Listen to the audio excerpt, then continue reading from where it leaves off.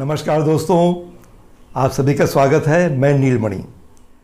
हमारे जीवन में, हमारे समाज में, हमारी संस्कृति में ज्योतिष विद्या, एस्ट्रोलॉजी, एस्ट्रोलॉजर्स का बहुत बड़ा दखल है, बहुत बड़ा महत्व है।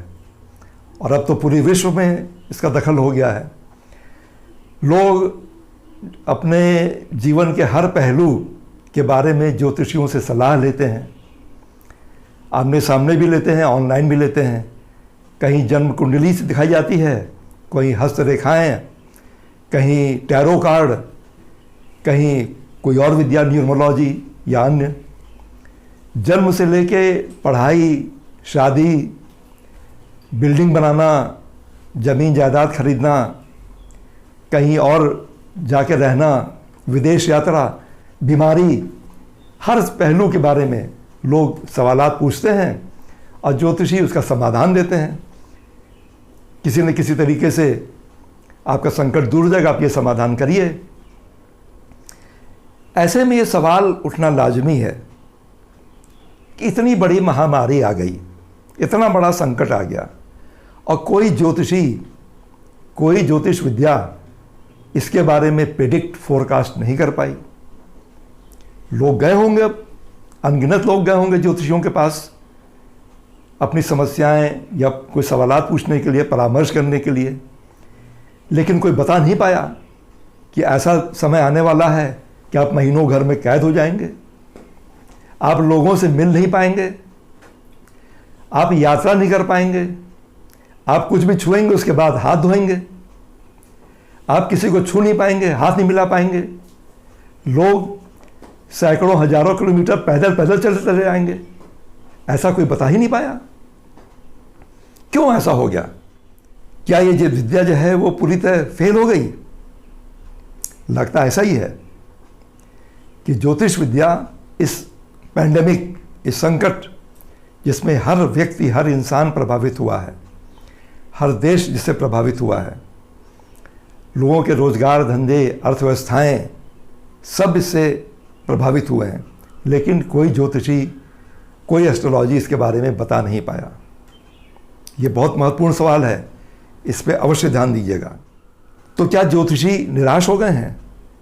उनको लग रहा है कि उनका कारोबार, उनकी विद्या खतरे में आ गई है? नहीं, ये भी समझ लीजिए। एक रिपोर्ट के मुताबिक अमेरिका में ऑनलाइन ज्योतिष परामर्श देने वालों का काम लॉकडाउन के दौरान 25% तक बढ़ गया। घरों में कैद लोग ऑनलाइन परामर्श ले रहे थे कि कब ये ख़त्म होगा संकट, कब ये बीमारी ख़त्म होगी, कब काम धंधे शुरू होंगे, और ज्योतिषी लोग उनको आराम से परामर्श दे रहे थे। भारत में भी जो ऑनलाइन वेबसाइट्स हैं जहाँ ऑनलाइन परामर्श दिया जाता है, कुंडलियाँ बनाई जाती हैं, उपाय बताए जाते हैं, उनका कारोबार भी कई गुना बढ़ गया है। तो महामारी का फोरकास्ट, का भविष्यवाणी करने में फेल रहे ज्योतिषी दुखी नहीं हैं, बल्कि खुश हैं कि उनका बिजनेस बढ़ा है। ऐसे में क्या करना चाहिए किसी को? बहुत बड़ा सवाल है। देखिए, ये भी एक विद्या है, कुछ लोग साइंस भी कहते हैं, गणना होती है, लोग दावे करते हैं कि एकदम 100% सही चीज़ें बताई जाती हैं, लेकिन इस पर संदेह करना भी उतना लाजमी हो गया है।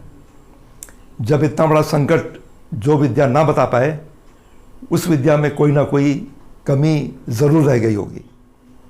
अगली बार आप जब भी अपने ज्योतिषी से मिलें, जब भी परामर्श लें, तो ये ज़रूर पूछें कि इतने बड़े संकट को आप पहले क्यों नहीं बता पाए। ये मन में ध्यान भी रखिएगा कि ज्योतिष विद्या आपका भविष्य कतई नहीं बदल सकती।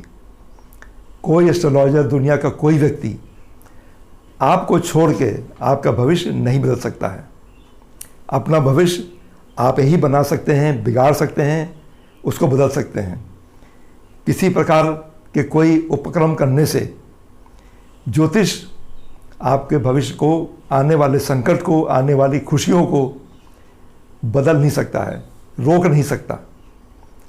ये एक मनोवैज्ञानिक सहारा है, आपको ये सहारा देता है कि जिन चीज़ों को आप सोच रहे हैं उनको, और ये बल देता है, उनको बढ़ावा देता है। तो ये बात ध्यान में रखिए और अपने ज्योतिषी से मैं फिर कह रहा हूँ कि पूछिएगा ज़रूर कि वो प्रेडिक्शन करने में नाकामयाब क्यों रहे। ज्योतिष विद्या पे भरोसा करें कि ना करें ये एक व्यक्तिगत सवाल है, लेकिन किसी भी चीज़ के बारे में हर पहलू जानना भी उतना ही ज़रूरी है। उम्मीद है आप इस पे दोबारा विचार करेंगे, इस अपने भरोसे पर एक नई दृष्टि डालेंगे।